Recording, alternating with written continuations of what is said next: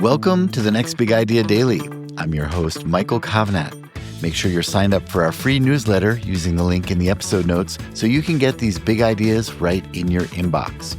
Now, could some of the most daunting problems of our time, problems like division, conflict, increasing isolation, could those problems stem from a fundamental misunderstanding of reality? That's the provocative question at the heart of Jim Farrell's new book, You and We, a relational rethinking of work, life, and leadership. Written in the style of a business fable, like his previous bestsellers, Leadership and Self-Deception and The Anatomy of Peace, the book weaves together science, philosophy, and decades of experience in organizational development to reveal a radically different way of seeing organizations as networks of relationships. And the key to strengthening the relational fabric that holds us together lies not in individuals, but in the space between them. Jim joins us to explain right after this quick break.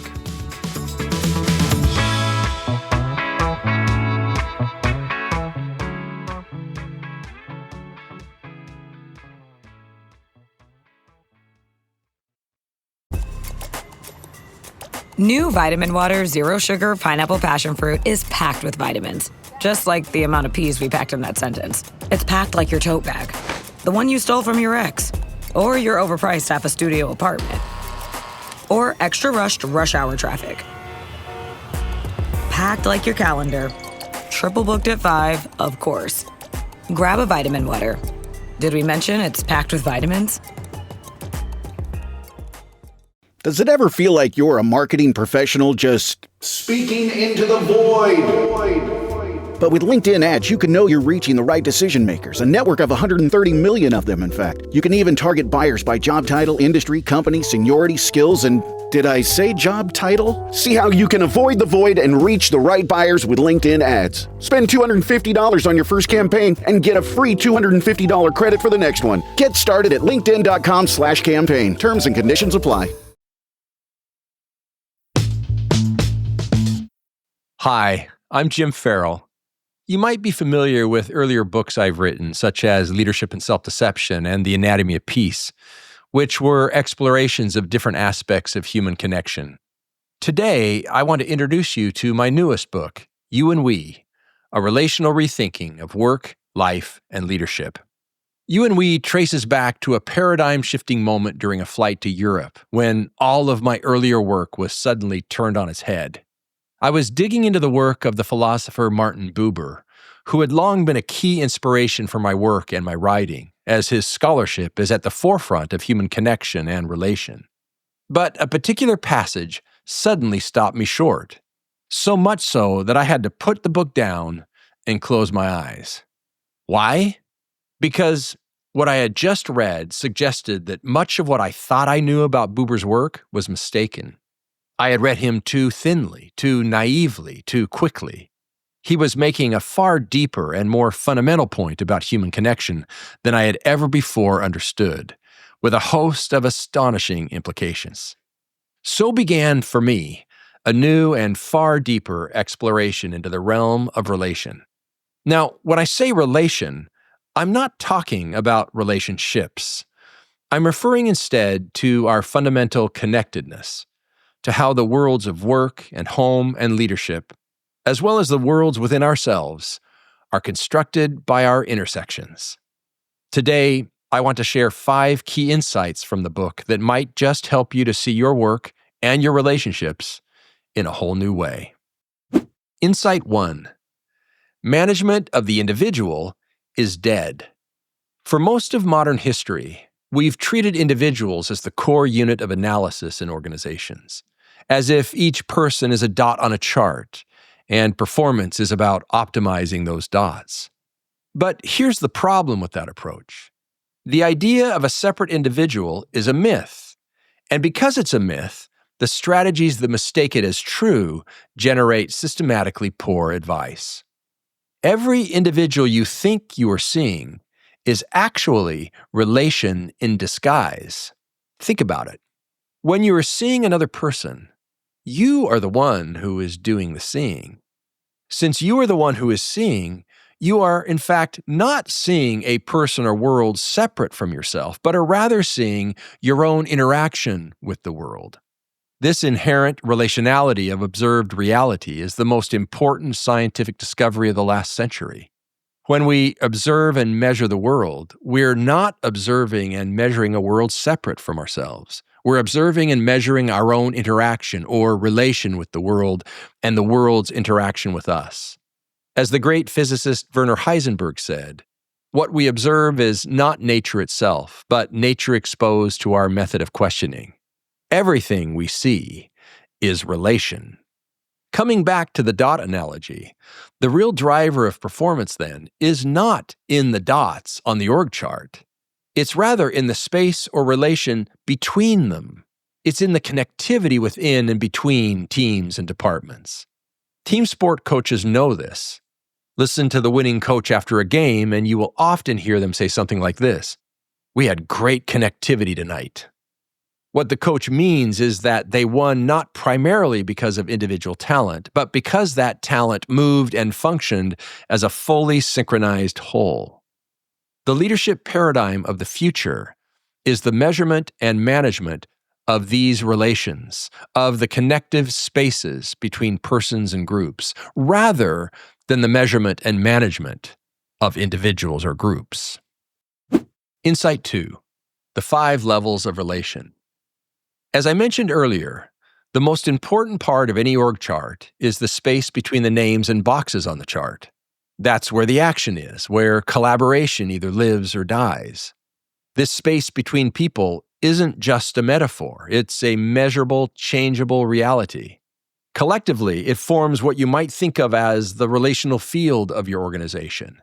And it's this relational field, the levels of connectivity you are seeing across your organization, that is most predictive of organizational success.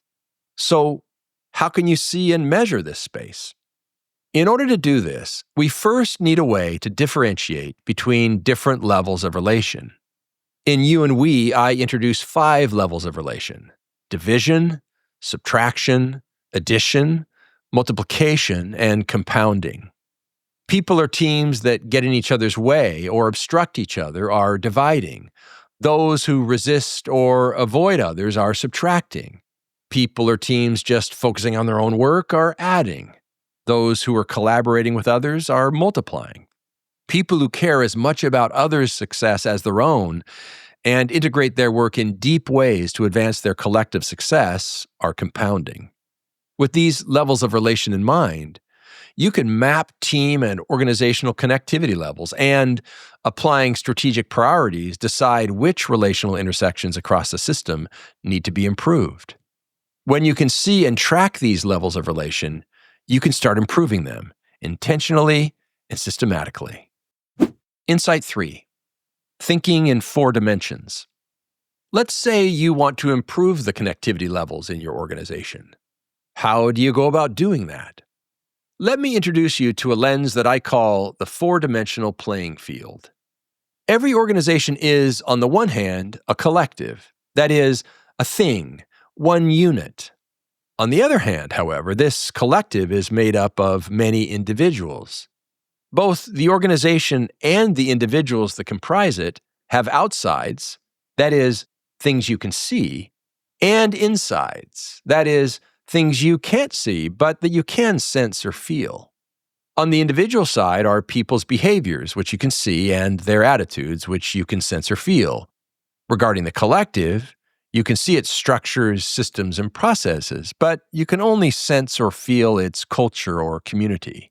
These 2 distinctions together, the collective versus individuals on the one hand, and both of them having outsides and insides on the other, produce a 4-dimensional view of organizations. The 2 individual dimensions are individual behaviors and attitudes. The 2 collective dimensions are the group's structures and culture. And together, you might think of these 4 dimensions as forming the playing field of your organization. So, if you want to increase connectivity, for example, you want to look at all 4 of these dimensions and not just 1 or 2 of them. So, for example, if you thought, let's improve connectivity by helping people improve their behaviors or their attitudes. That might be very positive, but if there isn't a commensurate effort to improve systems and structures and processes, for example, or culture that are actually rewarding the kinds of behaviors and attitudes that are getting in the way of connection, that effort is going to get capped. Same thing the other direction. If you focus on just one side of that equation, the individual side or the organizational side, you're going to cap your progress. Even more so if you focus on only one of those dimensions as opposed to the other three, you want to tackle them together. Together, the four dimensions, as I said, form the playing field of your organization, and the realities in those dimensions are the levers that you can pull to improve connectivity across the system. Elements that are dragging connectivity down can be replaced with features that provide connective lift. You build your playing field in such a way to maximize connectivity. Insight 4, understanding connection. This is the area where my understanding was turned completely upside down on that plane ride to Germany. I thought I had understood human connection. What I discovered, however, is that I had only really understood how to get myself and others to the multiplication level of relation. The highest level, compounding, both as an idea and as a reality, had been beyond me. My education on the other side of that discovery has been the most monumental of my life. I devote a full quarter of You and We, 7 chapters, to the topic of what connection really is and how to achieve it. At a very high level, I will summarize that body of work in the following way. We assume that we are separate from others, that the world is divided between I and other, or between us and them. But this is a mistake. Martin Buber shows there is no such thing as a separate I, but only I in relation. The trouble is that despite being fundamentally connected, we live much of the time as if we were divided from others. The way we do this, interestingly enough, is by getting ourselves stuck within our own heads. We generate our own separations by encountering others through the filters of our thoughts, assumptions, judgments, and concepts, which, if you think about it, are just ways of encountering ourselves. When we learn how we do this, we can also learn how to undo it. Getting stuck on our heads keeps us from connecting because connection happens in the space between people rather than in our minds. So to connect, we have to learn how we can escape the walls of our heads, drop the concepts, assumptions, and goals, and be present with others in the space between us. Now, there's something I don't want to be misunderstood on here, however. Neither Buber nor I are saying that being in our heads is wrong or bad. On the contrary, we spend much of our time in our heads. Anytime we're thinking, we're in our heads. When we're remembering things, we're in our heads. And a lot of good happens in our heads, which is good news for someone like me who likes ideas so much that I spend a lot of my time thinking about them. Even so, being in our heads, even in productive ways, is not the same thing as being out of our heads in relation, in connection with another person. And if we fail to see that difference, we end up losing track of what makes us uniquely human. In addition, we miss out on these connective moments, which actually end up changing the kinds of thoughts we take back into our heads. So it's a loss on every score. So again, we disconnect ourselves from others by keeping ourselves trapped within our own heads. We connect with them by getting out of our heads into actual human encounter present in the moment. Insight 5, the importance of difference. When thinking about integration and unity, we often assume that this means agreement, giving in, complying, or becoming more similar. But this is incorrect. As an analogy, consider water. If 2 hydrogen atoms combine with a single oxygen atom, something completely beyond the capabilities of hydrogen or oxygen alone comes into being: water. This is an example of the law of progress. Whether talking about matter, life, or thought, vertical development arises from a 3-part process. First, differences need to compress together. Then, if those differences, like oxygen and hydrogen, open themselves to each other, they can overcome their apparent divides and converge.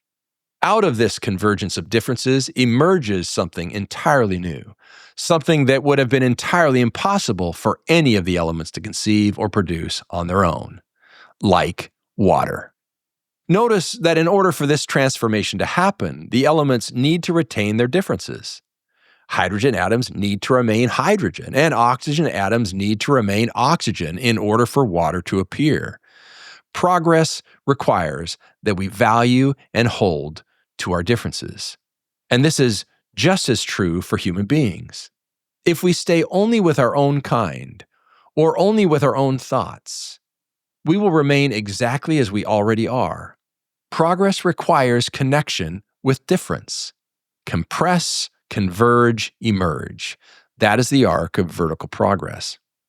One way to incline oneself in the direction of this growth is to always be looking for what I call the next we, which is a reference to expanding my lines to include more and different people in my circle than I have previously included. Maybe I hang out with or listen to people who are like me, or who like me. But what about people who are unlike me, or who dislike me? How about those who oppose me, or even those who might hate me? Without realizing it, we draw lines in our minds that keep us cut off from others. Those who are currently outside whatever line you have drawn hold the key to your growth and transformation. Why?